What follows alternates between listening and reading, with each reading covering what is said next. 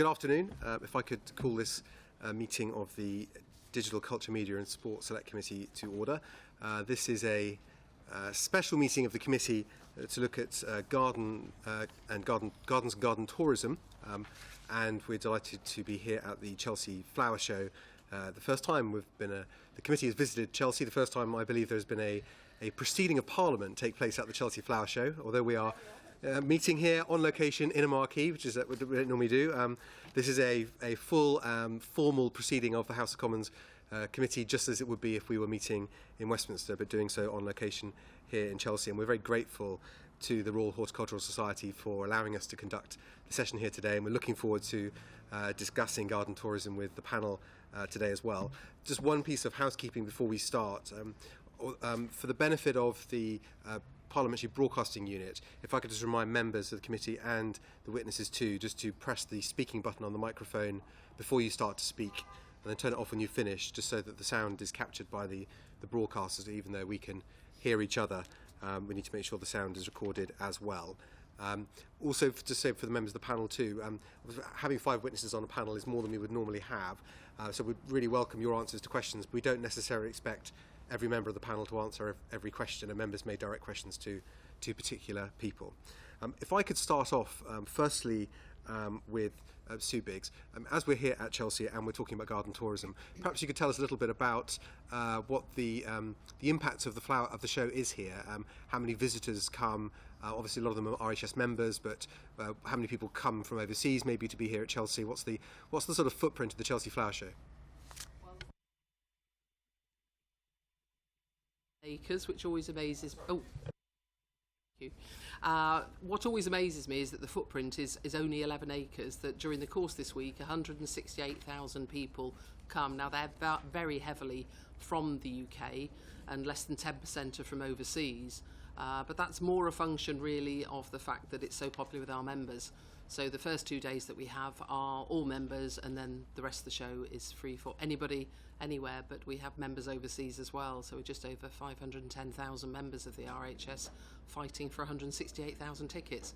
So it's a very popular show, and it generates literally millions of revenue for us to invest in the charitable works of the RHS. And obviously if you've walked through Sloane Square and down Sloane Street at all, I mean the Chelsea in Bloom that has now spun off is such a tremendous attraction for people who live in London, but also all the international visitors that come to London at this time of year. Thank you. Obviously, as you say, there's more demand for tickets for the show than there are spaces available, but others will enjoy it watching it on television and following it on the media. What's the sort of national and international media audience, do you think, for the show? Well, we have literally millions, just with the BBC earlier on today, and they've got record viewing figures, I'm sure helped by the Duchess's involvement in one of the gardens this year, but literally between 3 and 5 million people watch into the 13 hours of coverage. So that also goes out, and this year for the first time through BritBox, which, as you probably know, is the BBC ITV joint company. Chelsea is being watched for the first time ever in America this year. So it's spreading internationally, and one of the things that we will be doing going forward to build garden tourism, because we would include this as garden tourism, as it's all about gardens and gardening, that will be being built an international audience as well. And a lot of as well as the show gardens here at Chelsea, obviously there are a number of businesses that are here exhibiting their wares. And I mean, do you gather data about the importance to businesses that come to Chelsea to show what they do, to promote their products to people in the gardening world? People have a keen interest. Do you know what sort of economic impact it has for them? We don't collect their data of what their sales are. We know, because people fight for the trade stand spaces that they come back year after year fighting for those, and they're not just trade stands from the UK. You know, we have companies that come from Japan to sell their tools. We have the nurseries that come in from South Africa, for example. So British and overseas are a core part of this show.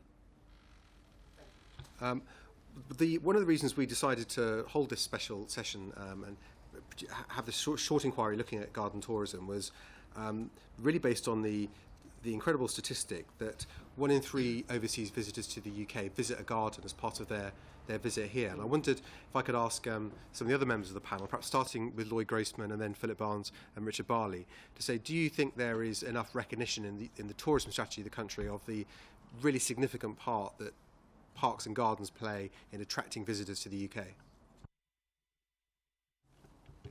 I wouldn't like to comment on that specifically, but I think in terms of the parks, we've been able to play a pretty major role in attracting foreign visitors by participating in things like the Great Campaign, and also through the sort of soft diplomacy of being in things like The Crown and the James Bond films and so on. Of our visitors, we get 77 million visits a year, which is pretty significant. And across the estate, about 24% of them come from abroad. In the central London parks, about 40% of them come from abroad. And indeed, it would be hard to visit London as a tourist without going to one of the royal parks. I think the importance of internal tourism needs to be stressed as well, because, I mean, for example, I'm looking at visitors to Hyde Park, 40% are tourists from abroad, 18% are other British tourists from outside of London. And that internal tourism thing is hugely important. Philip. Yes, I mean, just talking about Sissinghurst in particular, we get about 30% of our visitors are international tourists, and in 2018 that was about 13% of the overall visits. We had about 89,000 visitors. So it's a big part of what we do, and we know that these are repeat visits as well. I think there could be more done in terms of actually us sort of stating the significance and the importance of these public spaces and gardens and the wider estates that we have, certainly in the National Trust's own ownership. We've got sort of 20 million visitors coming. A lot will be sort of international tourists. So I think in terms of supporting smaller businesses to help us work in a more collaborative way, partnerships around the creative sort of environment would be a good thing, actually. Yeah. I mean, Philip Barnes, if I could just ask on that, I mean, Lloyd Grossman said, quite rightly, it'd be difficult to visit London and not visit one of the royal parks. Obviously, this would be a shocking and wrong thing, but it'd be equally, it's Sissinghurst isn't necessarily on everyone's route map, or even though obviously it should be. Yeah. Do you work with Visit Kent to try and sort of gather data about to what extent people who visit Sissinghurst are coming to Kent just to visit the gardens? Yeah, we do. With our sort of regional marketing teams do work with Visit England, Visit Kent, and actually do collaborate where they can. We don't necessarily at a property level. We don't do a huge amount of promotion because it is expensive to do that. But we tend to. We've benefited from Chelsea this week. I mean, the number of visitors coming to Sissinghurst will increase, and we'll be getting sort of 1,200 visitors a day, and at the weekends 2,500 perhaps, and that would also increase the wider estate. So we're already benefiting from what's going on in London. Is that because people are, people may be following it on the television, or they're just inspired by it, and therefore part of being inspired by it is thinking, well, I'll go and visit one of the great gardens near where I live? That's exactly it. They're inspired by the romance, the beauty of what they see. The emphasis this year, the Chelsea Flower Show this year has been fantastic, and I think a real emphasis on nature and that environment, and that very much is important to our visitors, and that is why they're coming. And yes, they'll come to get inspired around gardening, but also just because it's a safe space to socialise, contemplate all of these things that gardens provide. So yeah, it's a broad offer that they come for. Richard Barley. Thank you. Yes, look, so from a Kew perspective, we're pressing close to 2 million visits a year, which makes it Kew as the most visited garden in the UK, according to the Alva figures currently. Around 23%, so just under a quarter of those are arriving from international sources. I suppose, to address your question, about whether there's enough focus on garden tourism for people who are contemplating visiting Britain, perhaps. I can speak with the benefit of having come from outside the UK and viewing things from afar, and I'd have to say that there's an incredible popularity of visiting gardens here, as we know from the figures, but most of that is on reputation. It's not the product of a sustained, focused campaign that actually promotes visiting gardens here. So from my point of view, and certainly I think representing Kew, we would suggest that there's a huge potential upside that isn't being tapped into currently. Just a couple of final questions for me. Zoe Graceman, do you feel enough is done to promote the Royal Parks as garden parks as well as public spaces? We certainly try to. And the Royal Parks are this unique combination of being public spaces, public parks, public gardens, and also a great sort of arena of state ceremonies. The location of 195 listed buildings. So the Royal Parks are so comprehensive, it's very difficult to promote them in any way other than as an absolutely unique entity, which is probably more associated with the City of London than anything else, or than any other parks are associated with any other city in the world.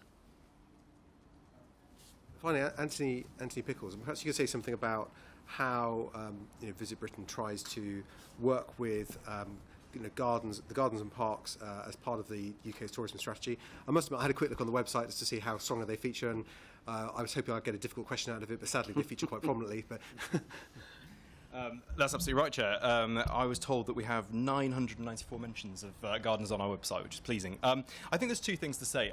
In terms of the remit the government gives us, it's very much about regional spread. So of the international visitors that come to the UK, 54% of them stay in London and don't leave. Now, that's great because we have Kew and we have the Royal Park, so people will inevitably experience a garden. But there is, there's such an inbuilt benefit that lots of these gardens, landscape gardens in particular, are far and wide across the whole of the UK. So there's great opportunity for people to visit them.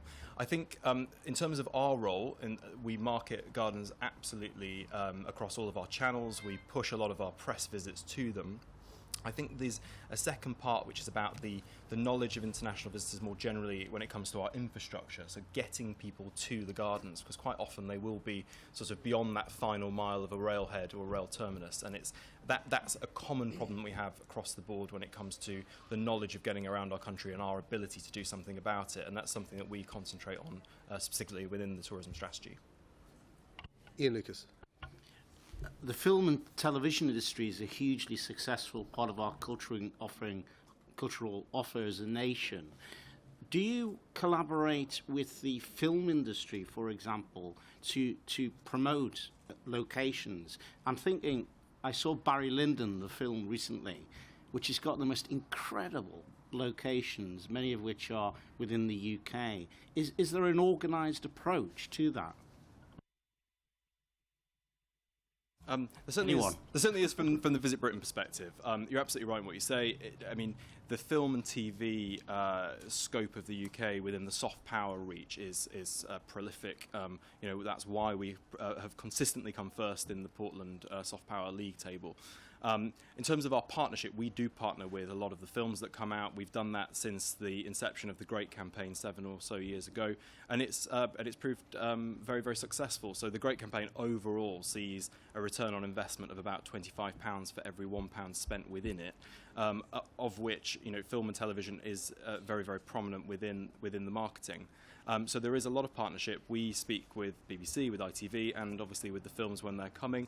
I think there's always more to be done, and I think that the lead-in time for these things are always critical, because a lot of the spend on marketing, a lot of the planning comes sometimes beyond 12 months before the actual spend and the organisation is committed. So I think there is more that we can do on that, but we certainly do collaborate with these companies. And from the Royal Parks perspective, we do an enormous amount of work with the film and television industry, and the list of some of the recent productions are The Crown, Mary Poppins, James Bond, and even Wonder Woman. But also, I'm not sure which bit of Wonder Woman was actually filmed in the Royal Parks, but I could let you know later. But also, in terms of media coverage, we benefit a great deal from hosting special events. So, which does have this big soft power implication. So, for example, we are hosting on the Mall the upcoming opening ceremony for the Cricket World Cup, which the organisers claim, and I'm saying the organisers claim, will be watched by nearly 1 billion people. So we certainly know that many tens of millions watch the great ceremonies that take place within the Royal Parks, and this is very important in promoting Britain. Thank you. Rebecca Powell. Thank you very much, Chair, and welcome, everybody. It's great to be here. I just wanted to quickly pick up on Richard Barley's point. You said that you thought there was a huge untapped potential in us promoting our gardens abroad. And what do you think we could be doing that we're not doing? Thank you. I think that there could be a far more prominent and coordinated promotional campaign based on visiting gardens of all sorts in the UK. The breadth and diversity of gardens here is staggering, and really nowhere else in the world has anything remotely approaching the quality and variety of garden visiting opportunities that the UK has, leaving aside wonderful events like Chelsea, of course, and other major sort of single attractions like that. But in terms of gardens across the whole country, so that to me is what's missing, is something which reaches a broad audience from the countries that are likely to come here, and we know roughly on current visitation. There are particular countries, aren't there, that love us for our gardens? Well, the USA, parts of Europe, particularly Central and Northern Europe, Asia, Australasia, Japan, in an increasing way China, I think. So it's a pretty broad, and obviously, you know, I'm not an advertising or marketing person, but there are many clever people who are. To me, that's what's missing, and as I said, I've from afar looked at things and known what's good more by word of mouth and reputation than anything presented that would help people and encourage people to come and do the visiting. So that's why I think there's huge potential. Yes, in my previous world I did do some sort of PR comms for some big gardens, and we struggled, I got to admit, trying to get that message abroad. All Visit Britain did some projects, but you had to fit in with their certain campaigns.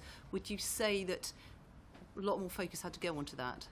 I personally would say so, yes. I think that to me is what's missing, is a coordinated and sort of multi-layered approach that presents the diversity and paints the picture for people. Would you say, I don't know who wants to chip in on this, that it's not just about flowers, is it? Could you just expand to us? I would say, is it not about culture, history, nitty-gritty practical stuff as well, but there's so much there that's actually touched on the world of culture, art and history? Absolutely. I'd very much agree about the multiple organisations perhaps coming together and working collaboratively in terms of how we market our gardens. But you're absolutely right. It's the physical, emotional and historical connections of our gardens. And gardens have been at the forefront from the Victorian ages, where they've been pioneering and moving forward and setting trends with the arts and crafts movement and so forth. And I think it is so much more that they offer that solitude and beauty, but they offer so much more in terms of that historical depth, significance as well, and in terms of innovation and creation as well. They're constantly evolving, and I think that's something we could perhaps make more of as well. And so on that note, do you not find it surprising that whilst in the DCMS department's remit they include historic buildings as visitor attractions, but they don't necessarily include gardens? I do find it interesting, because I think the Oxford Economics report that we're sort of looking at does sort of state that 2.2 million visitors are going specifically to see our gardens and wider estates and parklands. So I think there is very much a focus on that museum sort of built structure, but our gardens, our royal parks, they are living museums, and I think that we know that more people come year on year to visit them, and perhaps we should be doing more about it. Yeah, I think more people visit gardens than visit museums. Yes, isn't that right? Yeah. Sue? Yeah, I mean, before I came to the RHS, I was 30 years in the travel industry, mainly at Cooney Travel, and I was lucky to be in the travel industry for the real creation of tour operation. And if I look at what we have as an asset in this country, it makes me want to weep sometimes that we still do not even have a Gardens Are Great poster anywhere in the world. I think it's criminal, really, because it's 2.9 billion we already create through garden tourism, and we know we're known as this green and pleasant land, the English countryside garden and all these things that we all know and love, but nothing is really done to promote it itself overseas. And I think if there was a trade mission about how amazing our gardens are, if we actually promoted more around and about it.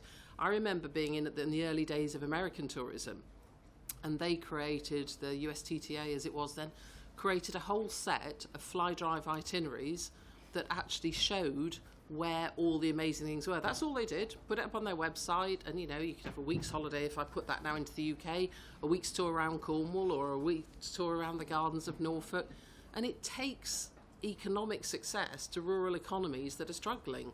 And that regeneration of different parts of our country through garden tourism could just be so fantastic, because people tend to think as well that it's only a summer thing and everything's busy in summer anyway. But our gardens, our 4 gardens get over 2 million visitors a year, and we have as many visitors in spring and in autumn as we do in summer.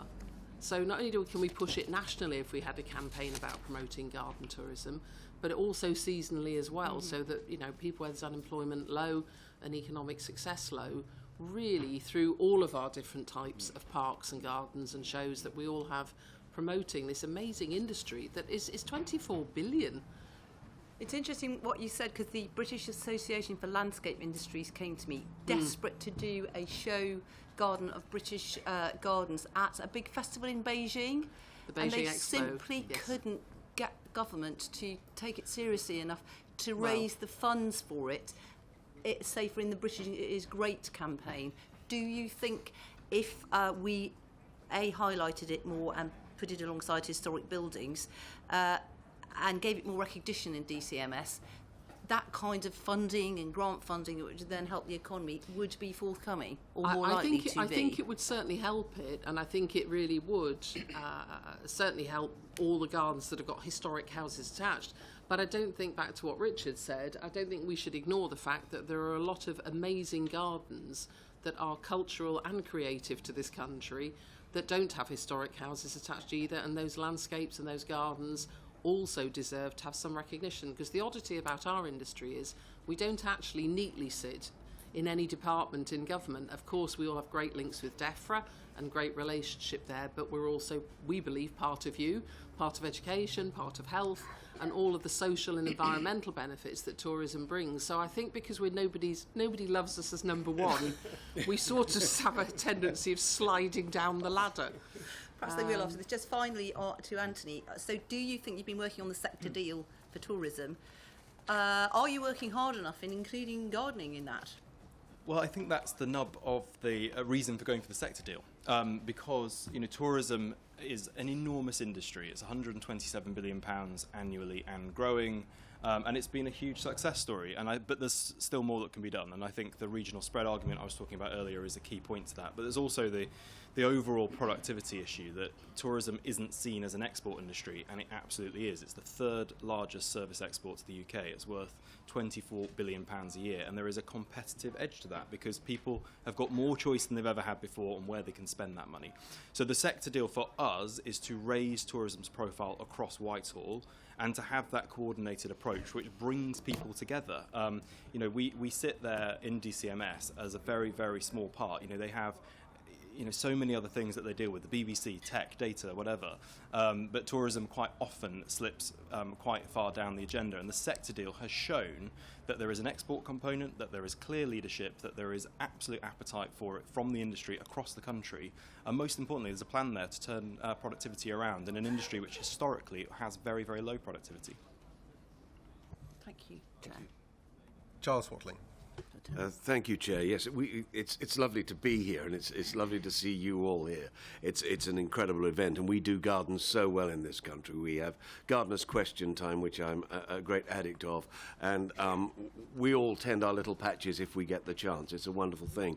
But with the big gardens, and I think this is really to Richard and Philip more, the Historic Landscape Advisor, John Phibbs, suggests that the entire income generated by the great gardens, such as Chatsworth, Alnwick, and very many National Trust places, tends to go into those sites alone and doesn't engage with the local community. Would you say that's a fair comment?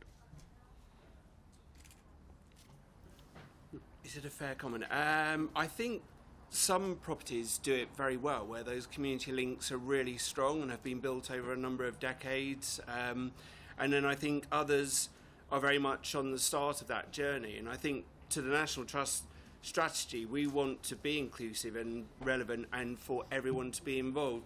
And I think the one sort of example where I think that we are very much involved is around our volunteers, who are ambassadors of what we do. And we have a huge number of them. And at Sissinghurst alone, we have about 400 volunteers that are working in all different areas. But those people are all living within the local community. They're all supporting what we do and ambassadors of what we do, and wanting to do more and be innovative and come up with new ideas of partnership and collaborative working. So myself, I'm just looking at putting in a community involvement role at Sissinghurst, because I'd like to think that we can do more, and we should be doing more around that, because that supports our sort of strategy. So, yeah, some are doing it very well already, and I think Ham House, the case study that was put forward as part of this evidence, is a really great example of where 80% of the local audience are coming from London and engaging with something really special, whether it is around the kitchen garden produce and reusable veg sort of bag scheme, or whether it's actually volunteering for a sort of health and well-being perspective. So there's a lot going on with our volunteers and community already. Well, that's good to hear, but I was thinking more in terms of, and I think this is probably more for Richard, more in terms of the sort of isolated Chatsworth sort of example where, and I've done it, God knows I've done it, you turn up at Chatsworth and you go to the house and the grounds and you come out through the gift shop and you don't stop for a pint at the pub in the village, you know. Are you engaging in the big gardens in that way? Thank you. I'm not sure if we always stop for a pint in the village or not. Perhaps if we're driving the car southwards, we might not. We might have a half pint. But look, I guess all I wanted to add into that is maybe a couple of responses regarding Kew, because I can't really speak on Chatsworth's behalf. But I do know, I mean, most people visiting some of those gardens out in the countryside will usually stop somewhere or other locally, be it for a cup of tea or you know, so generally there's at least some dwell time there, or an overnight stay or something like that. From Kew's perspective, we have close to 100,000 members, maybe over somewhere in the 90,000 membership. So that is the opportunity for people to visit Kew as often as they like during a year on paying an annual membership fee. So we get very strong links to many members of our community who are frequent visitors, but we also recognise that fees for entry can be a barrier to people within the community. So we have a range of different community access schemes that provide, in effect, subsidised entry to people who would otherwise be unable to come to Kew, and though that's an area that's growing also. So aside from the international tourism, there's some very active local connections with the community, both around Kew and more widely on our side of London perhaps. But maybe the other thing to recognise with regard to Kew is that we do have a global role in terms of our plant science, in terms of addressing some of the key issues around food security and conservation of biodiversity and so forth. So we're operating as well as two sites, Kew and Wakehurst, as visitor attractions, but also seeking to fund some very, very critically important work around the world. So in terms of where some of that revenue goes, a proportion of it goes into ensuring that we can continue to do that sort of work for the greater good. Right, thank you. Just to Anthony, really, I mean, I suspect this is something you could comment on as well, is local engagement in the great gardens. I mean, for instance, this last year, it's not related, but it is in a certain way. I've visited a lot of RAF bases all over the country, and they go to great efforts to hold events where local people come in and see their parades or whatever else it is they do, and they reach out to local communities. Is this something you would promote? I think it is. I mean, there's two things that I point to. I mean, the average spend for last year for domestic day trips is £37, so it's not insignificant. But if you look at the overnight total, it goes up to £73. So what we try to do as part of our strategy, obviously, is encourage as much of the overnight spend and overnight stays as possible. But I think in terms of that local engagement, it's really important because domestic tourism is often seen as going to entirely the other side of the country, and quite often it isn't. It's just sometimes just going down to the road to the local parks, and that's something that we've maybe not done as much of as we might. And it's certainly been a focus of Visit England's work over the previous year or so. So it is important. The second thing is the Discover England Fund project, which is this 3-year fund in England to partner products together, and I think that's been a really important product development moment, because one of the things that we've found is that you do get people who come to England for themed breaks, because they're interested in gardens or walking or whatever it might be. And so there's a Gardens and Gourmet fund which runs from Essex, it runs through Cheshire, and it links that interest in food, in gardens, and in general sort of landscape interest. And it's only in its inception, so we still don't know the analysis of it yet. But we do know that there has been huge engagement locally on it, and the spend data that comes from that will be absolutely fascinating to look at, because we've taken international inspiration for that, looking at things like the Great Wild West Way in Ireland, for example, which is 10 years in the tooth now. So we've been looking internationally at how people are doing this well. And thankfully, we're emulating that to hope for success in England as well. That's good to hear. Thank you very much. Thank you, Chair. Thank you. Just a quick question from me on funding. Mr. Lloyd Grossman, obviously Royal Parks are neither a membership organisation nor do you take money at the gate. So perhaps you could, just for the record, just tell us a little bit about the funding model for Royal Parks. Well, the funding model for Royal Parks, we have moved, like many other arts and cultural institutions that used to rely very heavily on central government funding. We've moved a great way from there in the last 10 years.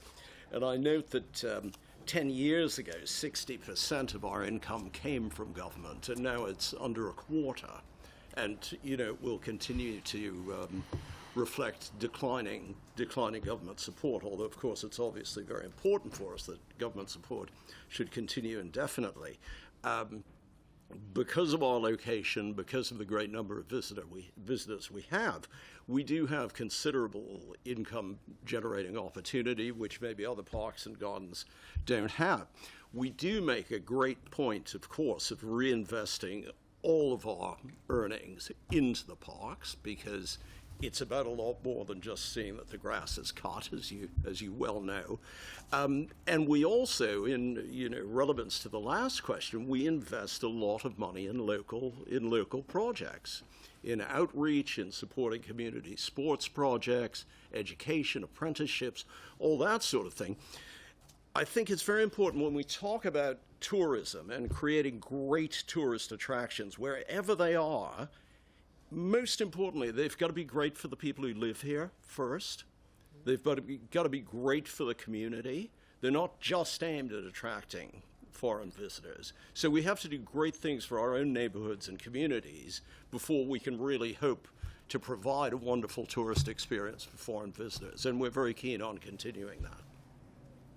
Just for the record, I mean, you said that obviously you raise most of your own funds. Is that through money you might make for allowing location filming or hosting events or concessions for ice cream stands and the like? Yes, it's a great it's a great mix of things. There is location film and television work, the money generated through the catering operations, the fact that Hyde Park is now one of the great concert venues in the world, Winter Wonderland, those sort of activities. But it also has to be put into the context of the fact that we only do 22 or 23 major activities like that a year, because of course many people want to go to parks because nothing's going on. So we have we have to strike an extraordinarily fine balance between those members of the public who really want stuff to be happening and those who want nothing to be happening. And one thing that I've learned whilst doing this job is the fact that, we say that parks are for everyone, but of course everyone has a different idea of what parks are for. And it is the balance between commercial activities and non-commercial activities that really occupies a lot of our time. Simon Hart.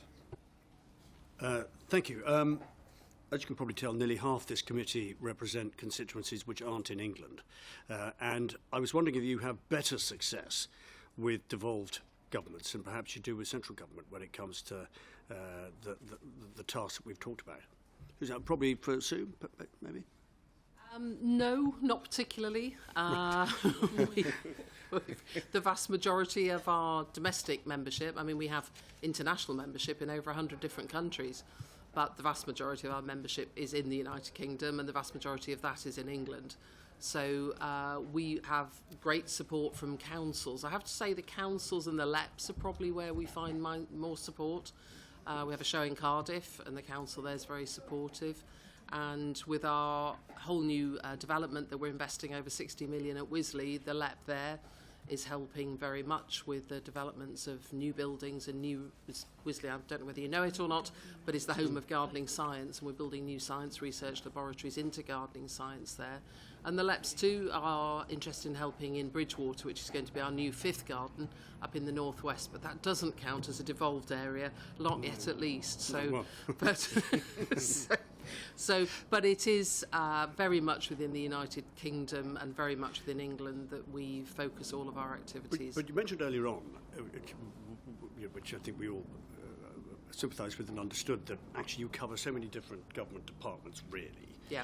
Or you would argue that you do, and yet, the devolved settlements in Scotland and Wales in particular are sometimes quite sort of mysterious in that some things are devolved and some aren't. And I just wonder if that acts as a sort of break, whether there is an inability to make progress because the devolution lines are not always necessarily clear. That ever causes a break. We used to have a show up in Scotland, and the Scottish Government were very helpful. And as I say, the Welsh councils have been very positive where we've had shows there. It's difficult for us to expand gardens into those countries because the populations are literally so sparse, so we don't go ahead with that. And I think I'm possibly the only one on the panel that doesn't get any government funding. So we do need to make sure that when we create things, whether it's Chelsea Flower Show or our retail or at our very heart, our membership, we need to actually do things so that we can invest that money then back into whether community outreach or education or science. It sort of leads me on to my next question in a way, because we probably all in our devolved regions got examples of some gardens which are runaway successes and do incredibly well, and others which just simply don't seem to quite generate the momentum necessarily to get going. And I wonder, has there been any work done in relation to why that might be the case? What are the problems? Anthony may have a view as to what are the problems here. I think it comes right back to what we feel is a lack of focus of promotion specifically on gardens. The fact that we've never been included in the Great Campaign, the fact that we haven't focused on really homing in on these great gardens. If I look at Scotland in particular, it's got some of the best gardens in this country. And if we did do things like fly drive itineraries because tour operators can do big coach tours, and particularly internationally. But the ones who do, that almost sounds like none of the work. Some are great successes. So what's their secret? I think they are doing their own promotion, but a lot of our gardens are run by people who don't have huge amounts of money because they're investing it all to keep the estate, whatever the estate might include, going. So, if we don't recognise the value of those and invest in them from whatever level of government we're talking about. If you think back to things like I'm sure many of you have been to things like Autumn New England, when the fall foliage and the colours there, or to cherry blossom in Japan. Those were never major events. They were marketing created those events. Of course, there was always autumn colour, and of course the cherry blossoms were always there. But we don't have that equivalent. We've never actually focused on our beautiful gardens and countryside to drive people from all around the world to want to come, whether it's to Scotland or to Wales or to Northern Ireland or to England. But we have some amazing products here that we could and should be marketing far better. But I think we need government funding to help us do it. Without asking Anthony to answer all the same questions again, is your view the same? So I think in terms of the devolved landscape, tourism kind of falls into various cracks along the way. So for example, with Northern Ireland, tourism is actually part of the Belfast Good Friday Agreement, so they have a sort of contract with us to do some of their international promotion. Whereas with Wales and Scotland, we have targets that are given to us for international promotion. Those are discussed very regularly at ministerial level amongst sort of strategy directors, marketing directors, and there's a good working relationship there. But I think if you look at the figures, I mean, Scotland has had runaway success with international visitors in recent years. I mean, it really has been, there has been phenomenal growth in Scotland, and Wales hasn't seen that in the same way. So, the 40 million visitors that come to the UK, about 1 million of them go to Wales, which isn't proportionate to its size or anything else. And obviously we know that the product is there. You have fantastic landscapes that are constantly winning international awards. The Rough Guide put Wales as the destination of the year just last year, I think it was. So what we do, and I think maybe it'd be useful to share with the committee after this inquiry, is some of the promotional work that we do. So we had gardens, for example, on the Shanghai Metro, all over some of our marketing, which included Wales and Scotland, as well as places in England. We have some of our Instagram and influencers that go around gardens. So the Laburnum Arch at Bodmin, for example, which is in full blossom at the moment, which has become almost like the cherry blossom in Japan in terms of reputation. This incredible asset, which is sort of in season right now and could drive people there beyond the height of the tourism season in North Wales. That's the type of work that we need to do. We need to drive people to these places because they've had inspiration through some of the influencers. Thank you. Giles Watling. Yes, on exactly that. I think we might be promoting some extraordinary instances that happen. And now we live in the age of social media. There is one particular example that springs to my mind because I grew up in and around the environs of Epping Forest. And when you have a good summer and the autumn goes on and there's a sudden frost, you get this extraordinary effect. And it only happens once every 10 years when everything goes golden on the forest floor in different shimmering colours of gold. And we should be advertising that sort of phenomenon far and wide. It's not a thing you can do every year because it doesn't happen every year. Is there some way perhaps we can engage with that sort of event that happens in the UK climate? In my opinion, absolutely, and I think it's so important because we see, if you look at the spike in numbers in the core sort of June, July, August months compared to the rest of the year, we receive most of our visitors then, and what we're trying to do, and it ties back into the sector deal, is spread the success across the year because so many jobs depend on it. And I think initiatives like that are absolutely in the right direction because we've seen that Japan have done it so well. We've seen that lots of our competitors use some of these inbuilt natural advantages in their marketing, and I think it's definitely something that we should do more of, and we should do it in partnership. It's not to be done alone. Sue, how would you think we promote that? Sorry. I think absolutely. I mean, from what I said before, I think we've got potential to promote better what we've already got. So, I mean, the costs of that are relatively low.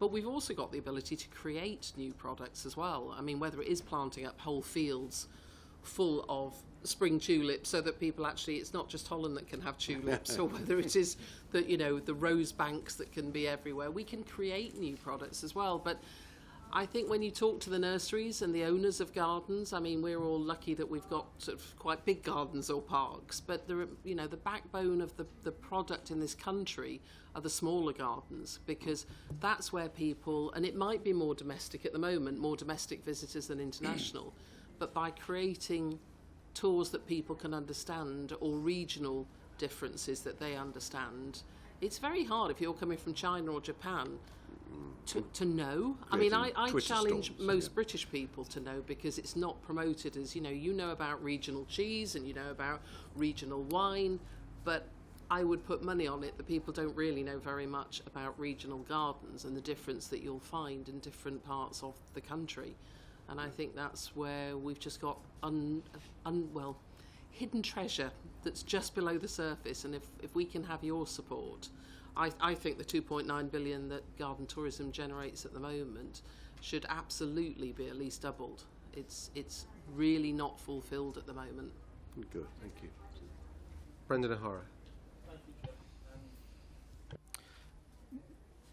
We've heard much about the importance to the tourist economy of gardening, and it's good, there does seem to be a positive story. I know that the Edinburgh Royal Botanic Gardens 2017, almost 1 million visitors came through, which is fantastic, and my own patch, the fabulous Benmore Gardens, which is attached to the Royal Botanics, is also experiencing visitor numbers. So I think it's the highest number since the 1930s. So things are good, and there's a need and there's a demand for this.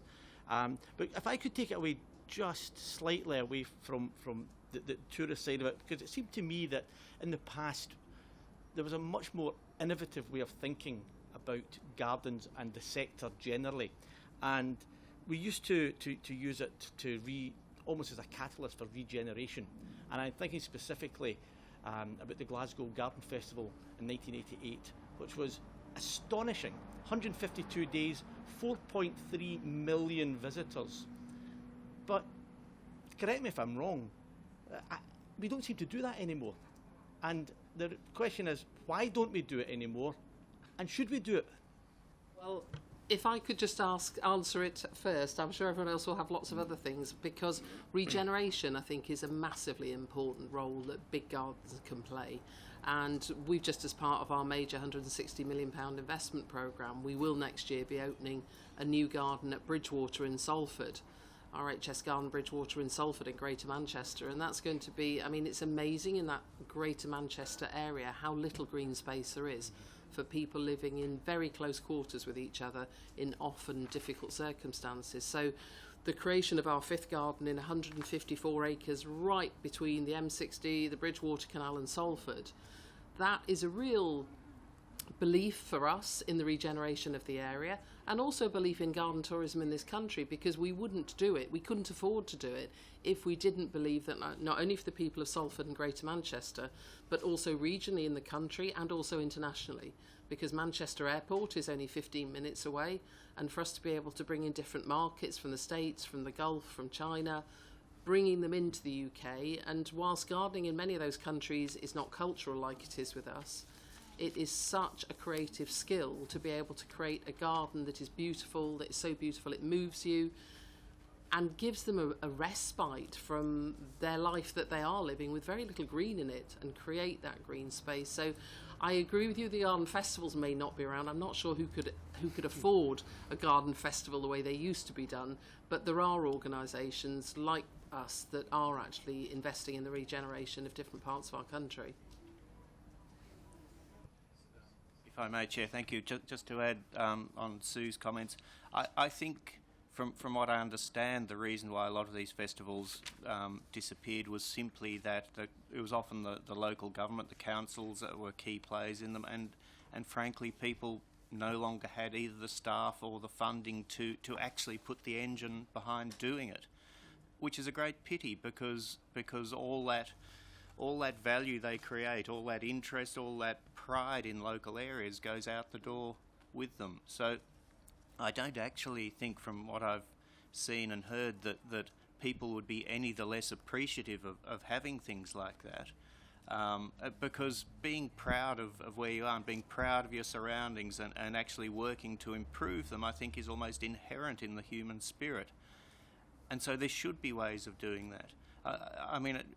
I note, for example, the wonderful work by the National Garden Scheme in opening 3,500 odd gardens each year for in support of health charities. I mean, people get out to visit those gardens because they feel good about going there. They feel good about supporting charity, and people like to relax in tranquil surroundings and eat cake, as far as I can see.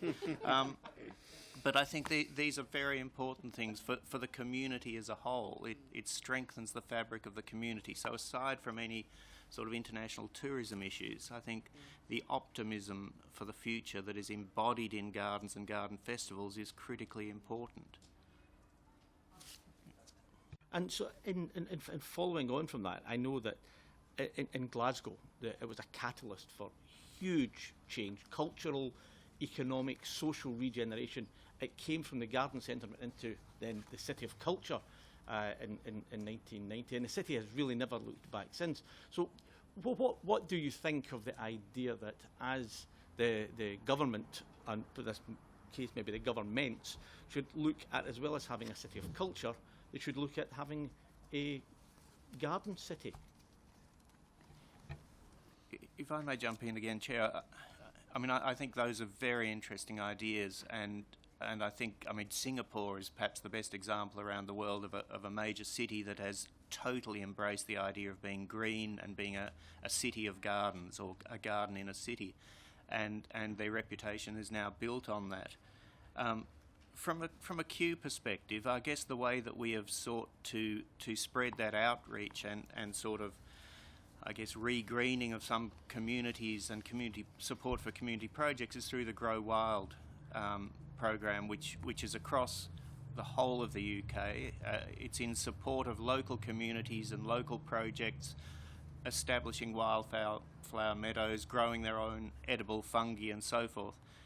It's been funded through the Heritage Lottery Fund, which now has a new name, which I can't recall. But that has been immensely successful insofar as it's also affected people's lives and influenced the decisions they make about their own environments, and it's built the community connection. So I think that's been a really helpful model of a way of supporting regeneration of green in communities without necessarily the amount of sort of funding or infrastructure you need to do a massive festival in one place. I would second that, because I think now to do either a green city, a garden city, or a festival, the investment and the continuing that on would be really quite hard to replicate. And like Kew, we launched a campaign several years ago of Greening Great Britain to really try and get everybody to make our country greener. And I think that local pride, if there could be ways, I mean, I think it's a very sad fact of life that of all the LEPs in this country, only one actually specifically mentions horticulture that they're prepared to fund. And even then it's production. Now, it doesn't mean you can't make your case to them, but it does just again point out of how low down the level it is in those local areas. And if we could get, I have no idea which department that you could then squeeze on that, but really to try and be able to get a greening fund across the country. I think, I mean, it's a little bit like, as you may know, we run Britain in Bloom, and there's 300,000 volunteers involved in Britain in Bloom. That started of Keep Britain Tidy and was involved very much with Visit Britain in those days. And I think if we could somehow get funding, and I know in these difficult times that is hard, but the local pride and engagement and social isolation and health issues that would be helped by a green fund around the country, it doesn't have to be a fortune.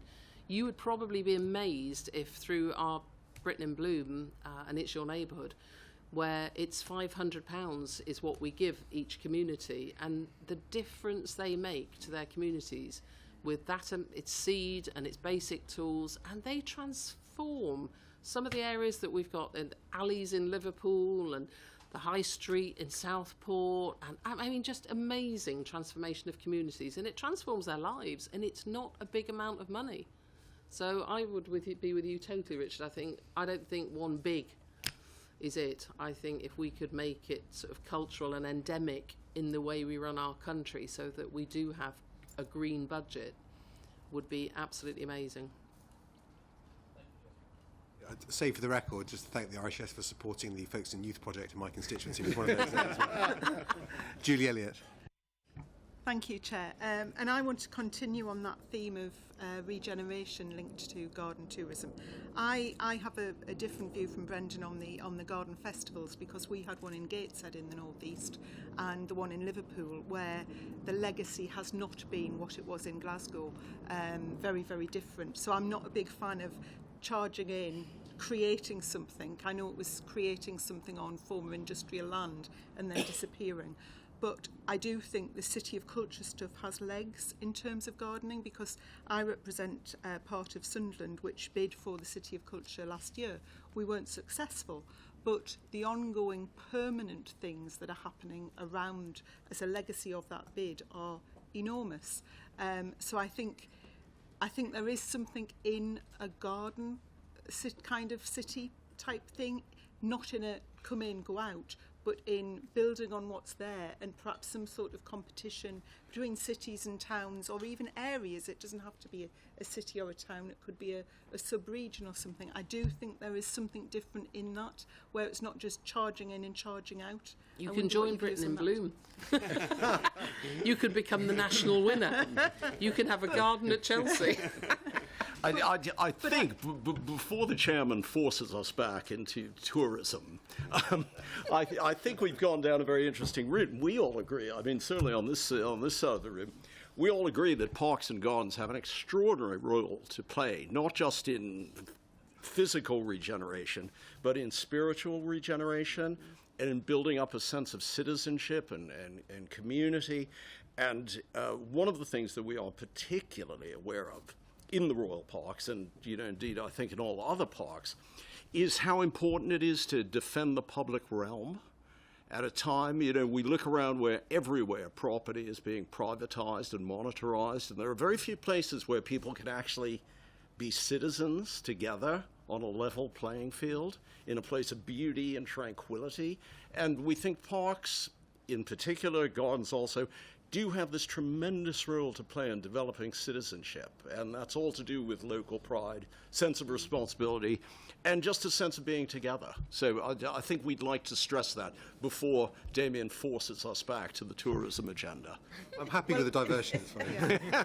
But actually, I think that's missing the point of what I'm talking about, because the City of Culture is very much about tourism. It's not just about permanence and the other things that happen. And we in Sunderland have definitely benefited from that. We have people coming and looking at what we have in the city. We have a new theatre being built. And I think, so there is potential. It's not just about making your environment nicer, which is always positive. That's lovely, but that's not really the focus I'm interested in. And I think, Anthony, you said 54% of people who visit here only stay in London. And I'm interested in what it is we can do to attract people to the things around the country that we already have, that are there, that just need a little bit of more of a push to make people know that they're there. I mean, I travel, Sunderland 300 miles each week on the train, and I meet lots of tourists going up to Edinburgh, but they often don't realise there's anything to visit between London and Edinburgh, which, not only does this train stop in York and Durham, which are beautiful, but it's never, they go past and they'll see Durham Cathedral and say, oh, what's that? Because nobody's told them. So it's what, and the gardening side of it is we can do to kind of galvanise that. The Garden City thing is just an idea, but there must be something that we can do to galvanise that, what is already there, which can spread it out, because everything you're talking about today is wonderful, and I love the parks in London. I spend half the week here, but a lot of people from where I live don't ever even visit London, never mind visit the parks and the Chelsea Flower Show. So what is it we can do, Anthony, do you think? So I think the key thing is probably twofold. The first is obviously knowledge and information about what's out there, and I'm constantly struck in the role that I have about some of the heritage secrets. And you talk about Sunderland, the George Washington House and Gardens. I don't know if they're in your constituency or just outside. But, it's an absolutely incredible pull to American visitors who are, we know with the Mayflower Project, are so interested in their heritage. You had, I think it was JFK who had his honeymoon at Chatsworth. You got Franklin D. Roosevelt who had his honeymoon at a garden in Lincolnshire. These are things that just aren't known about in this country, let alone by our international visitors. So there's obviously that whole point about, the inspiration. So some of that is, the very, very high-end sort of, the Instagrammers and all of that kind of stuff. But some of it is just, frankly, about people actually knowing what's on their doorstep sometimes and making the noise themselves, because the best advocates quite often is through word of mouth. But the second point is that infrastructure point, and as I said earlier, it's the final mile. It's getting people from the railhead at Sunderland to the George Washington House. And how do you do that? I don't know if there's a bus link there. Well, actually, this week on the train, I was talking to a lady who had got public transport to Rothbury to visit Cragside Gardens at Cragside House, and there is not a footpath between Rothbury and Cragside House, and it's a 10-minute walk. So that's just an example of some of the issues outside of London that we're facing with this kind of thing. And sometimes it's in obvious places as well. So I'm always struck with, I go to Cumbria quite regularly, and I'm always struck by the fact that you can get a direct train that will get you there very, very fast out of Euston, and you're there in sort of 2.5 hours, but there is absolutely no means of getting to the lake. I think Windermere is about 4 miles away from one of the stations. There's absolutely no bus link. And, again, I'm banging on about the sector deal, but that is one of the things that we've absolutely highlighted in there as something that's got to be fixed. It's got to be done locally, but it has to have a link to the national cause. So some of it is at that high-level marketing, having it on that tram in Shanghai. But frankly, the local fix has got to be done by either a LEP or a local council or devolved administration, whatever it might be. The fix has got to be a partnership fix, and it's something that we just haven't got right. I couldn't agree more, actually. I think there's some really good examples out there. There's one called the Great West Way that links up on a rail network journey a number of places where you can get off, and that accessibility is quite easy to get to some of these places. And also thinking about Scotland, there's Discover Scottish Gardens, where a number of collaborators and partnerships have come together and actually been really, I think, successful in promoting some of the stories that are so rich and actually will draw people there. So I think there's some really good examples of where it does work. But I totally agree, if the LEPs are going to go anywhere, then funding to try and link some of these places up to make it easy is critical, really. Because the whole ecology of tourism is very unhealthily skewed towards London. And, I mean, we've seen recently, for example, Amsterdam is telling tourists not to visit anymore. Go somewhere else than the Netherlands. Don't go to Amsterdam. That's quite useful.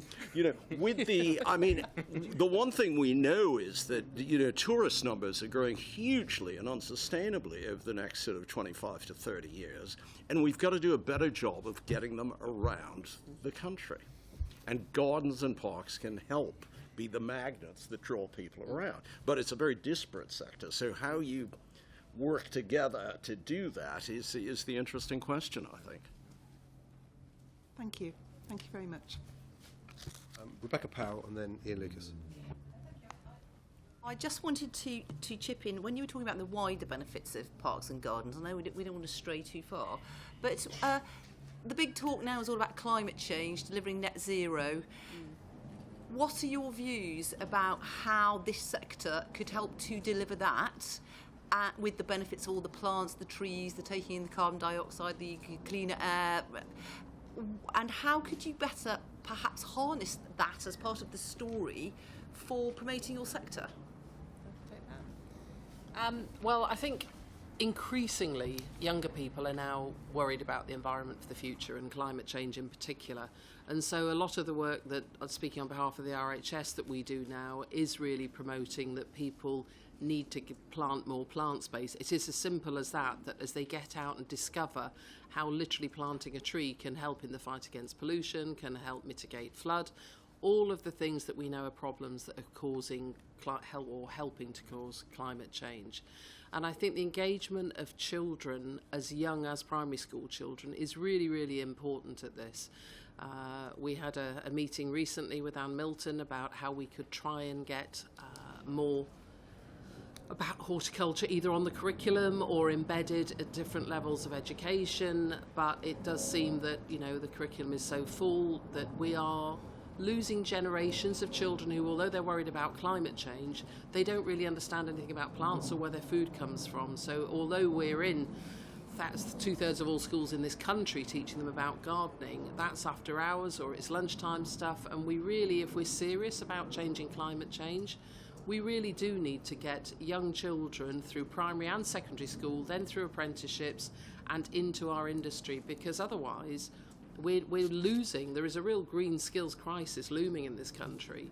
So I think we need to take it all the way back to school level and really start making gardening and gardens and parks something that children know about, care about and will treasure and know how to manage. So do you think if the sector was highlighted more within the DCMS department, that would help?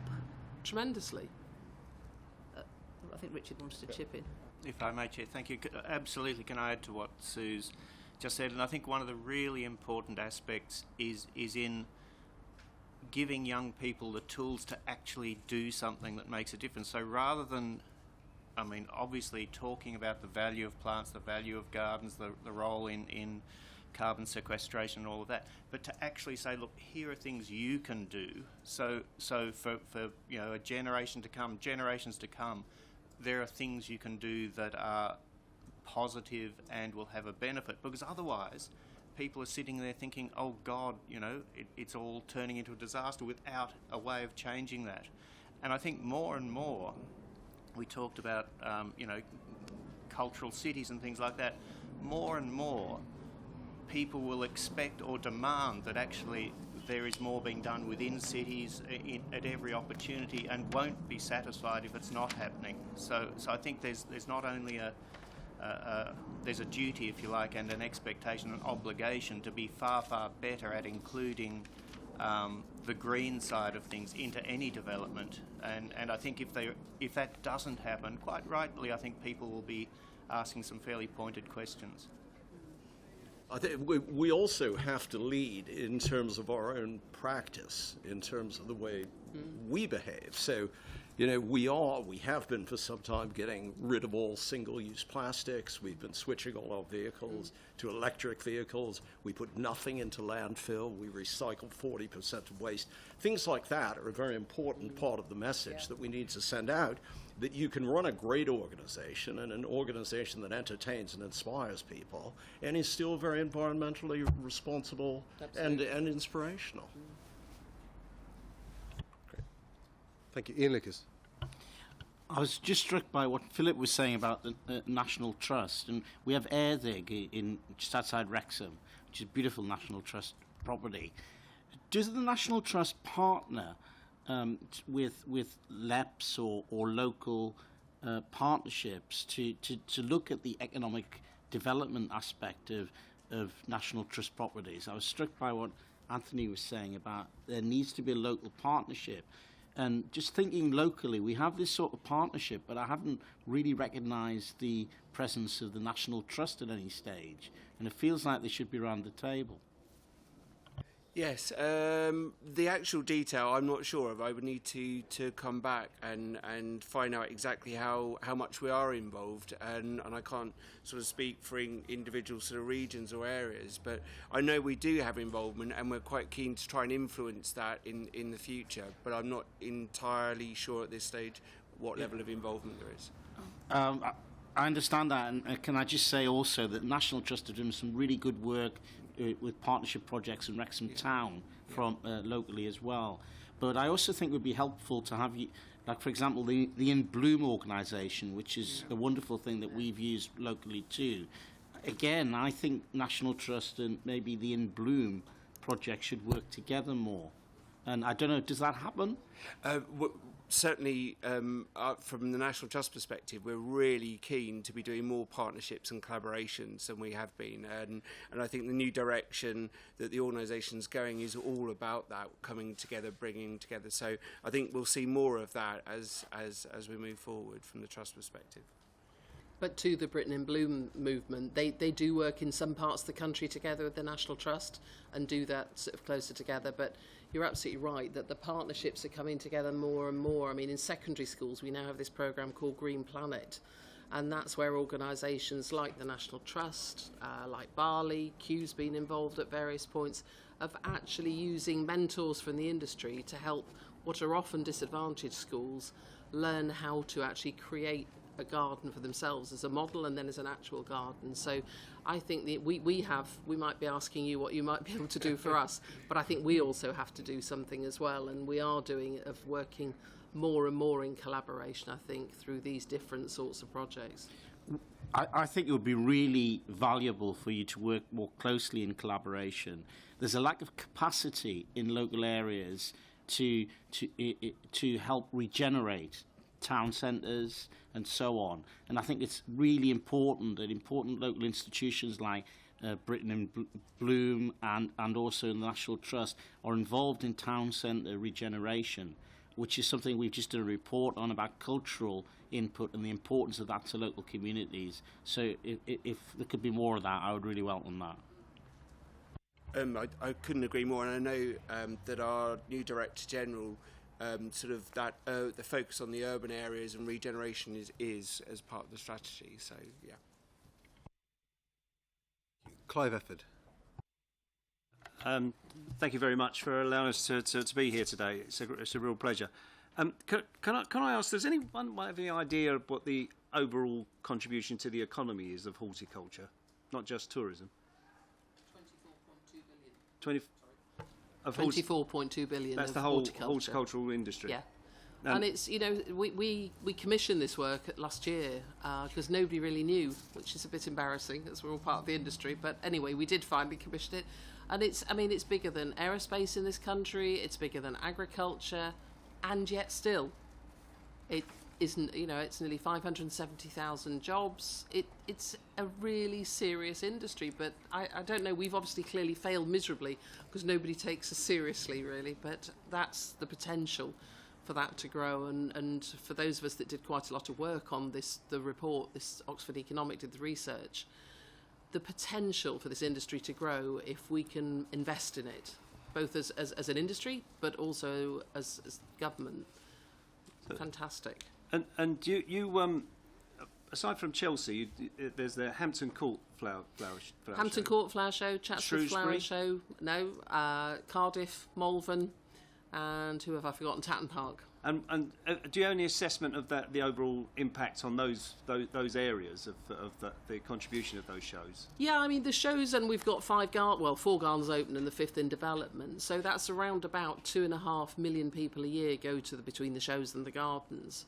And I mean, when we look at the economic impact assessment for Wisley, with just the changes for Wisley that we're making, that's going to add another $1 billion to the local economy over the 10-year investment programme.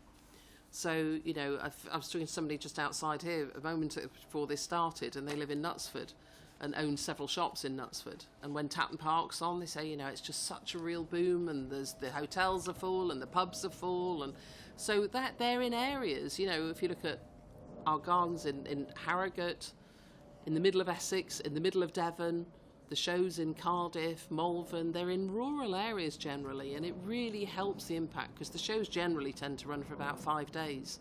And that is when the cafes, the restaurants, the bars, the hotels, the shops, they all boom.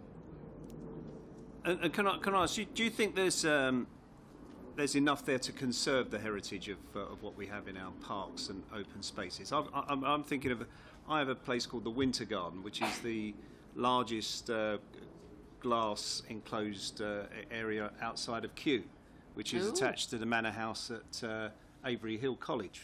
Beautiful.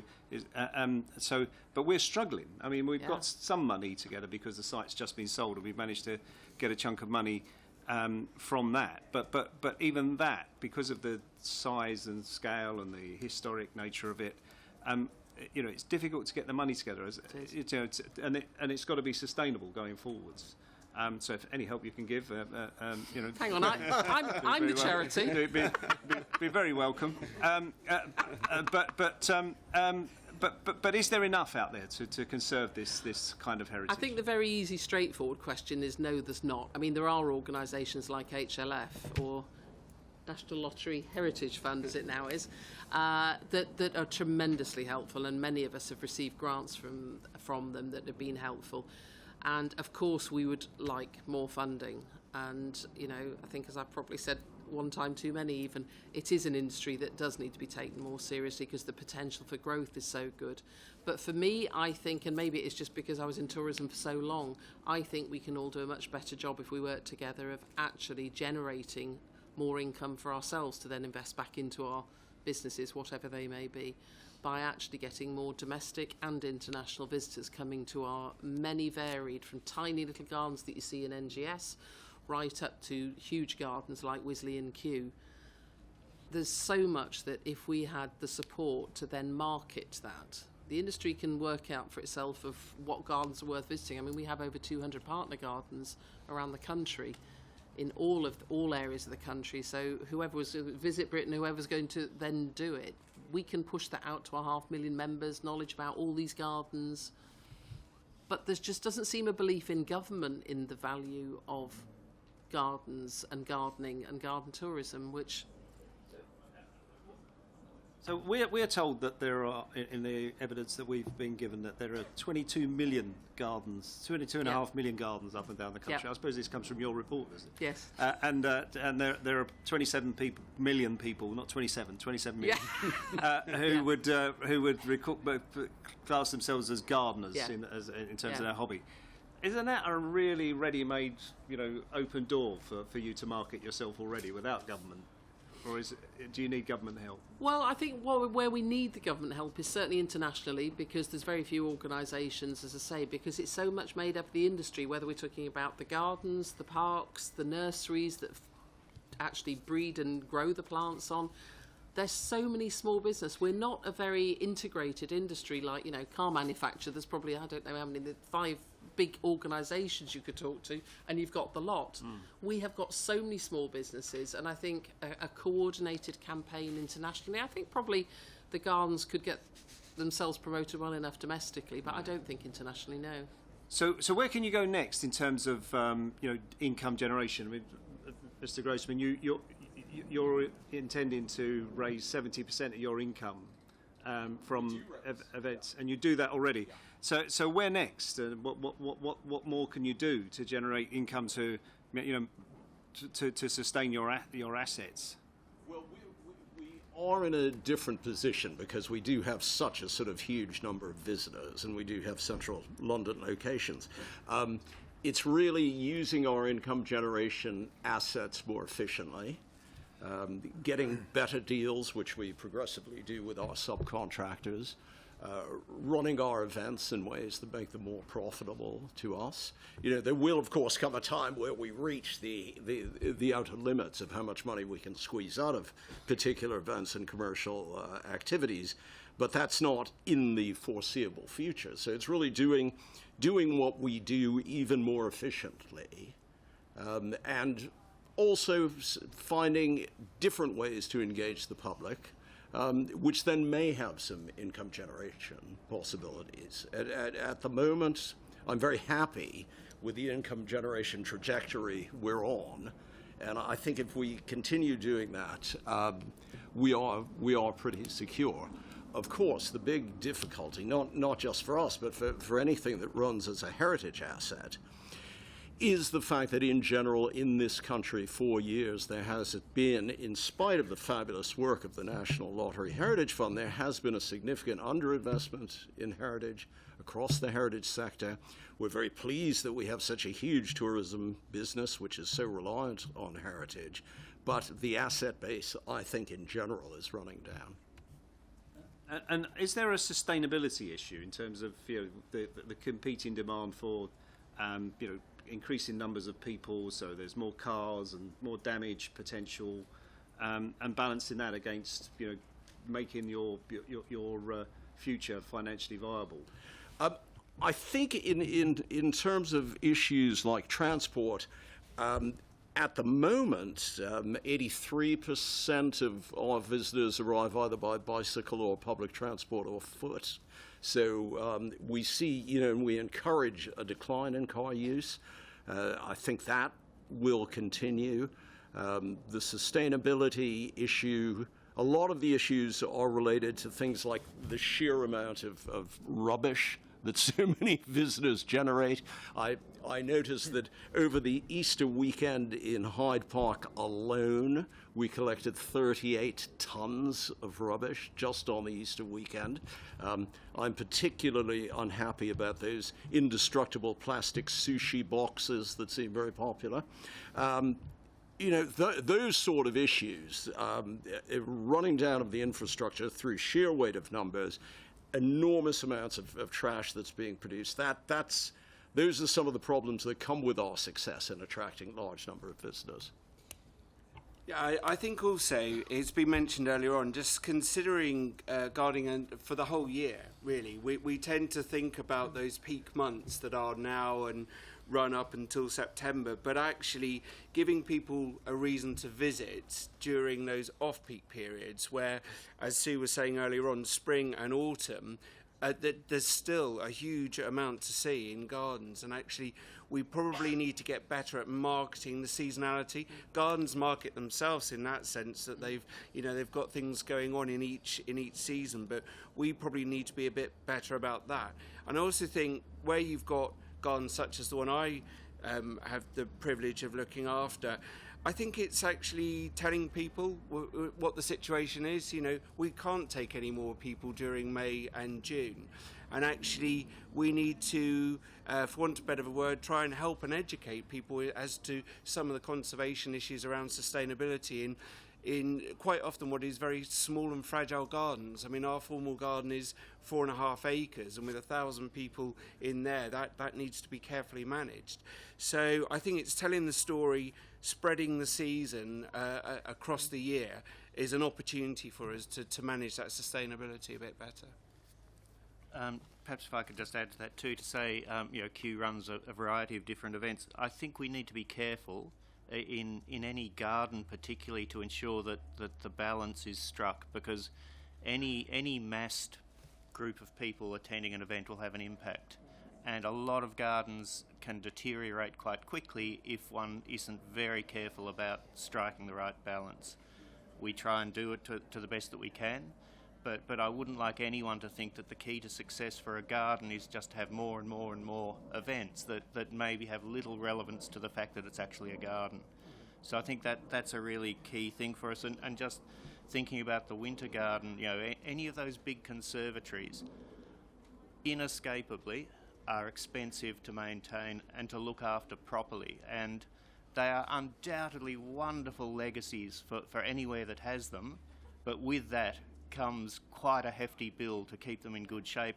Even when they've been restored, you can't just sit back then and think it's all fine. You have to keep looking after them. And I think historically in this country there hasn't been adequate investment in actually keeping things in good shape, so they deteriorate and then they have to be restored.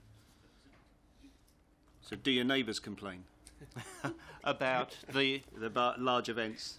Oh, look, to be honest, occasionally we have a comment from our near neighbours, which we deal with as best we can. I think any event has some level of impact, and the important thing is to maintain the communications with the local community so everyone knows what's going on and they can attend the events and what have you. Yeah. I think it does also come back to something we were talking about earlier about public access. And really, because, if we just keep piling... London is different because all the congestion charge and emission charge, that's going to stop cars anyway. But, most of the other gardens we're talking about are not on the end of a tube line or in walking distance. So the importance of public transport to be able to get to these gardens, and that if you are going, and you need to change buses or whatever. But, at the moment, just to get out of London, there's no way you can get easily a bus, for example, out of London to Wisley. Now, we're not exactly a million miles away at Wisley down the A3, but that's why we have 1.1 million visitors there, and the vast majority come by car, because even though we're trying to persuade every bus company we know to run a service, they just won't do it. So I think this linking up so that we've got more public transport to gardens would be a real benefit for the environment and for the diversity of people that could come. And do the events, the big events, whether they're things that just using the space rather than directly related to horticulture, do they generate interest, and do you get spin-off benefits from holding these events and having large footfall of people? I think the fact that people come. I mean, we've just opening next week a sculpture show with sort of Henry Moores and things at Wisley, and that's something that to bring the art crowd into a garden setting and see great sculptures, world-class sculptures in a world-class garden. We hope, obviously, that although that's cost us a lot to do that, but we hope they'll come back again, because they would never have come to Wisley except for the sculpture, and we hope they'll come back again and revisit and create more investment that we can then, because Richard's right, you know, the compaction, that if you have repeated crowds coming through on the grass, the gardens won't be so beautiful if we carry on doing that. So yeah, I think we have to choose wisely and carefully, but if there's any way that any of you could ever suggest of how we can get better transport links, I think that's one of the core problems we've got for the real development through all the seasons into gardens. So there's a lot of interest in issues around mental health and well-being.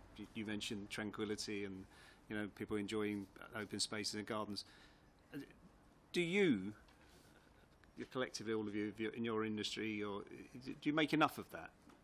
Is there more that could be done? Well, I hope with the garden that we've got at Chelsea that we've got such coverage for with the Duchess involved. I mean, that's an awful lot about mental health and children discovering very early on that if they can play outdoors and play in nature and play in their back garden and other gardens and really avoid those issues that so many of our young people now are suffering terribly from. So the research that we've done in various of our scientists at Wisley into the impact on mental health.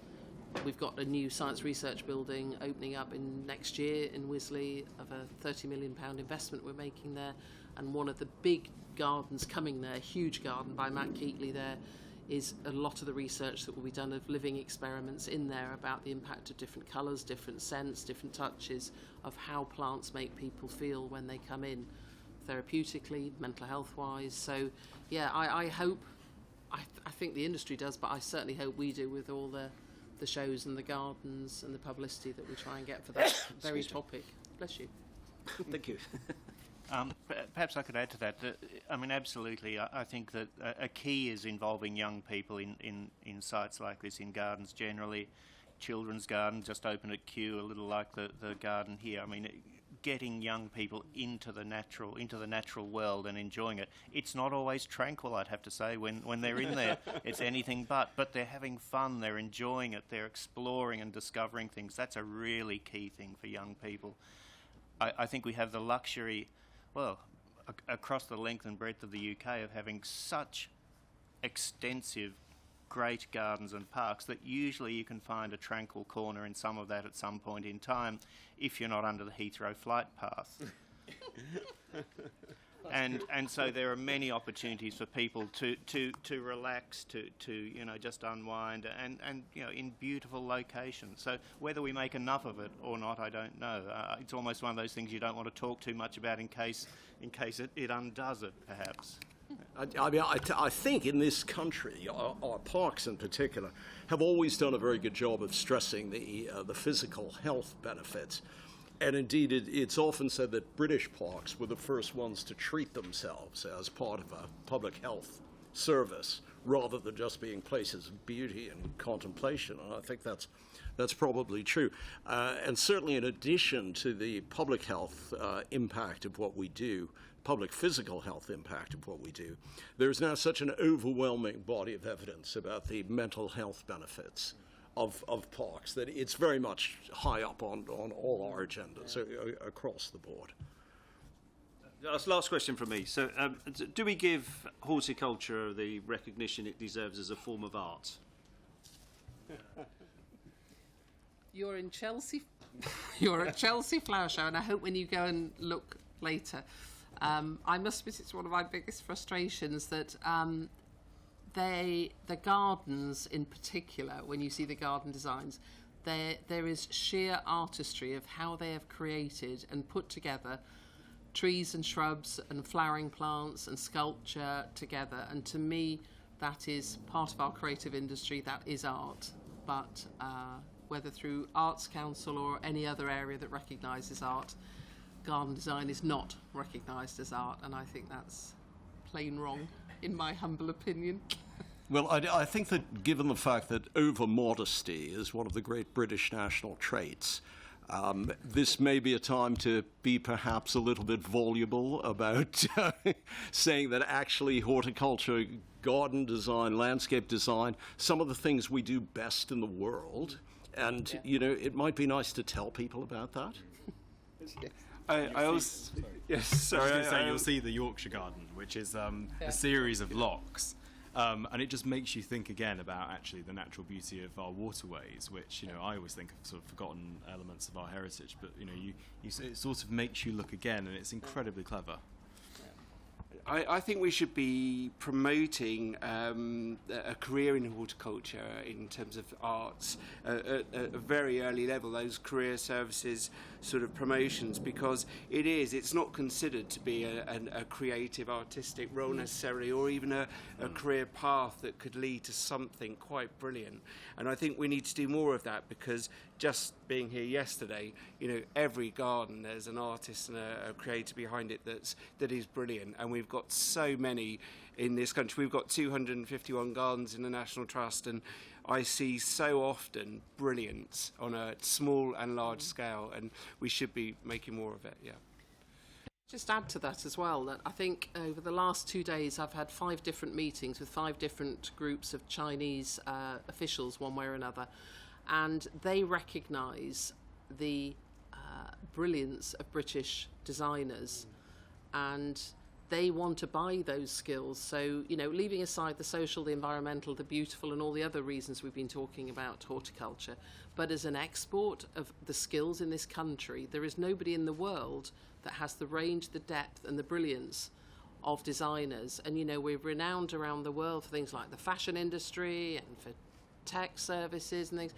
We are really for horticulture, but we only ever hear it really at Chelsea Flower Show because the world of horticulture is here. But it should be out there proudly that we should be promoting British horticulture and British design all around the world, because it's amazing.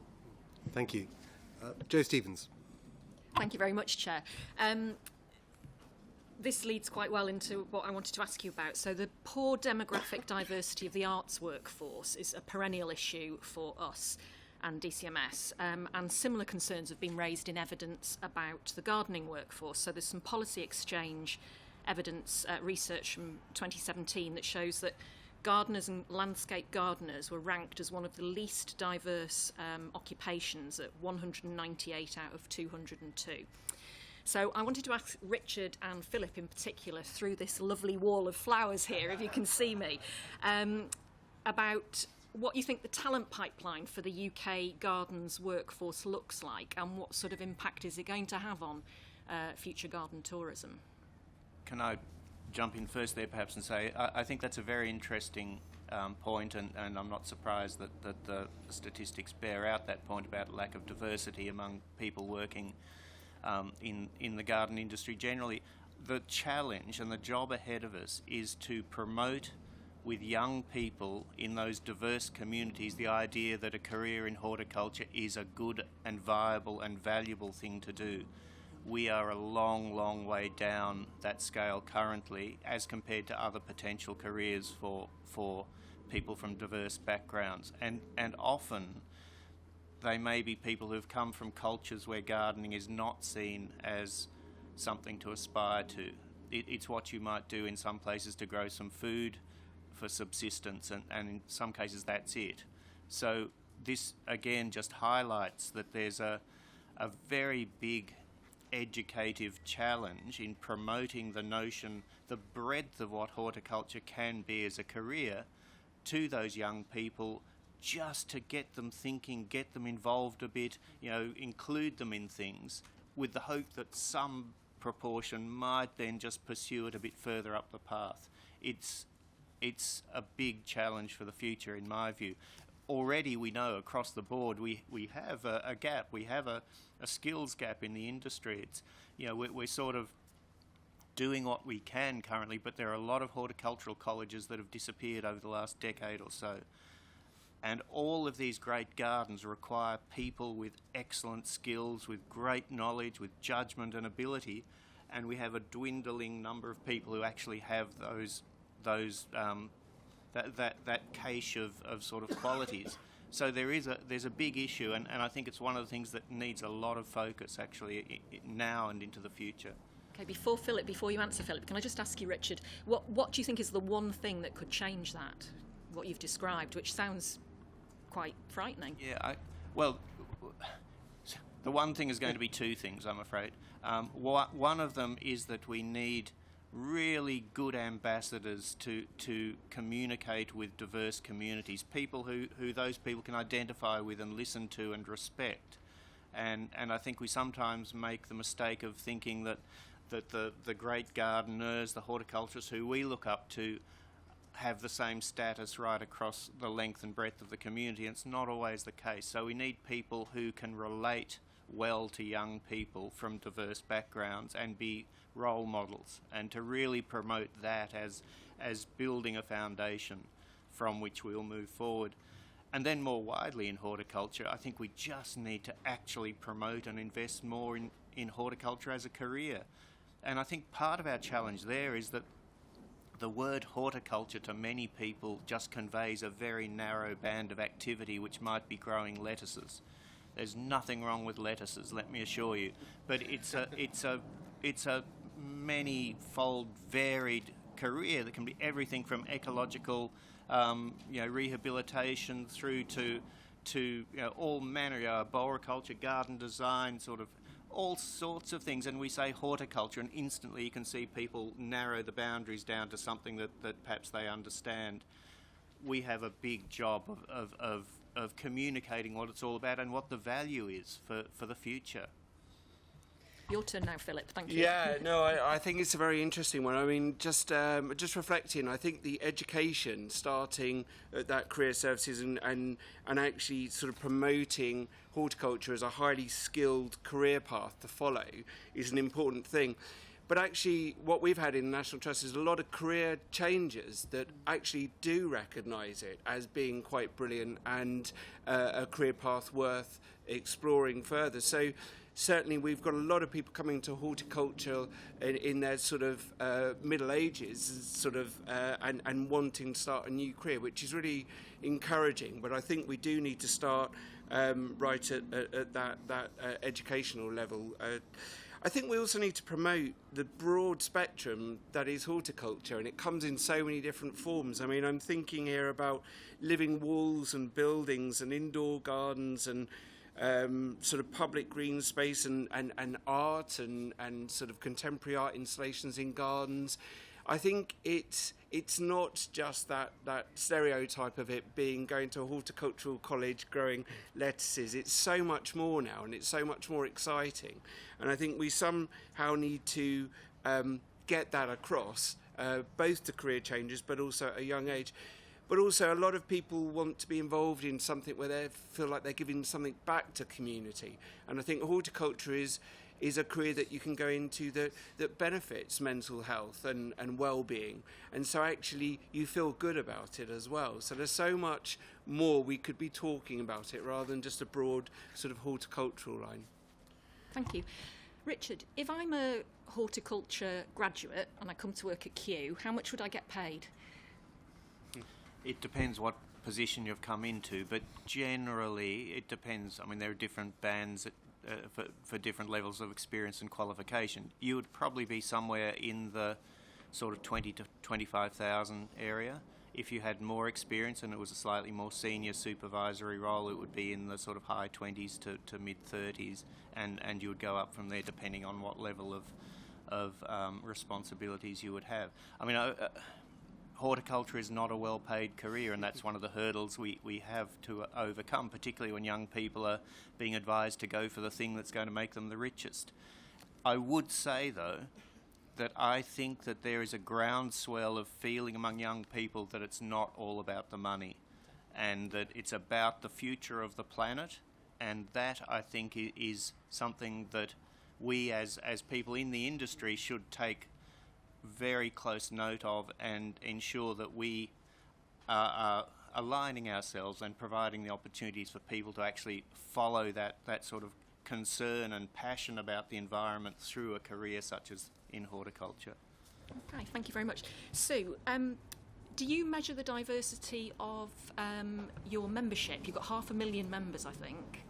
We do, although it's strange because a lot of people don't want to fill that question in, so we know it's not an accurate figure. But we also know, for very similar reasons that Richard already said, that our membership is below 5% diversity, if you mean ethnic diversity, because obviously there's lots of different sorts of diversity. But if we're talking specifically on ethnic diversity, then very much that it's very, very white middle class. And it's one of the reasons why our fifth garden, we chose the location of Bridgewater, because of all the different ethnically diverse communities, financially backgrounded communities, to really make the RHS more open, more accessible to far more people. But we're also trying to do it in our shows as well. And, you know, it was only 4 years ago, maybe 5 years ago, that we had Juliet, who came and was our first garden that she did, a fresh garden. She's from a mixed race background. We had a gold medal winner who also Mexican garden that he created. We've got Oriental garden designers now. So we are trying very hard to make it very diverse here at the show, because I think that comes back to Richard's point about role models, that if they can see that when James Wong did a Malaysian garden, for example, then the Asian community can see that and say, oh, well, if he can do that, then I can do that.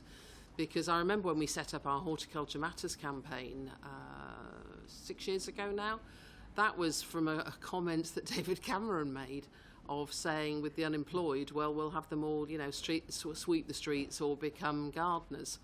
And out of that comment, which I heard in the taxi on the way to meet Alan Titchmarsh for the first time, out of that, well, he did us a favour, actually, because Horticulture Matters as a campaign was born out of that. And that's really since then of us trying to, and it started, I'm sad to say, our first thing was to try and get more women into horticulture. So we never even got as far as ethnic diversity then. It was to get more women. And now today at Chelsea, there are as many women designers here as there are men designers, which is an incredible change in the last 8 years. Now we are moving on. We appointed a diversity consultant actually last year, and we're working really hard to try and create these role models now. So Floella Benjamin has agreed to become, in fact we announced it yesterday here, as Vice President of the RHS, and she's great that she said that she will do a lot to really help us on the diversity front. Through our community outreach work, we go into an awful lot of ethnically diverse communities. But the problem is, Richard's already referred to it really, the parents, the grandparents, the teachers don't think the career is the right one for their child. They want them to go and be an accountant or a dentist or a doctor. And that's not where they want to go, because gardening has not culturally been part of their background the way it is in the UK. So it is coming. It's coming slowly. We've doubled it, but it's just still such low numbers. I wouldn't even give you the numbers because they're so low. But it is going in the right direction, and I think is where we advertise and where we... So now we advertise on Hindi radio stations, we advertise in Woking Town Centre and are working with the council there to really make everybody who lives in Woking feel really welcome when they come to our garden at Wisley. And we're doing the same at the other gardens too, and twice a year we have free days when anybody can come in for free, so that however... whatever situation they're in, they can still come and see the amazing transformative power of gardening and gardens. Right. Well, I represent the most diverse constituency in Wales, Cardiff Central, so I'm delighted that you have your spring show in the constituency every year, so thank you for that. I just wanted to finish up with a last question about social impact, because we've just published a report on social impact of culture and sport. And I note that you've got, and part of our report concentrated on the justice system, and I notice you've got a Gardening in Prisons programme. So I was just interested to know about the main positive benefit that you've had from that programme. Yeah, I mean, that's the Windlesham Trophy, and that's, I mean, the number of prisons that actually compete against that. So that, I mean, the feedback from both the prisoners themselves, but also those looking after the prisoners, is the effect it has on their behaviour of prisoners who've been violent, who've had taking drugs and having drugs smuggled in, that once they get to grow plants, and I think it's to do with having hope for the future and tending and looking after something, that really does transform behaviour in the prisons. I mean, as it happens as well, I think there's an economic benefit for them, because most of them, if not all of them now, I think, actually grow their own fruit and vegetable as well, so it's actually also reducing costs in the prisons. But it is the behaviour, and I think it's really, we were talking about regeneration of cities before. I think it is regeneration of those people who are going to come back into society again, that they've gained a love that they never had before, and a love for growing things and looking after things and making something positive. And I think whether we're talking about for prisoners or for the health side, a bit towards the mental health, but people recovering from physical health problems, gardening is incredibly restorative, and I think that's another huge benefit of it. Great. Well, maybe there's a career path for, you know, people coming out of prison into horticulture in the future.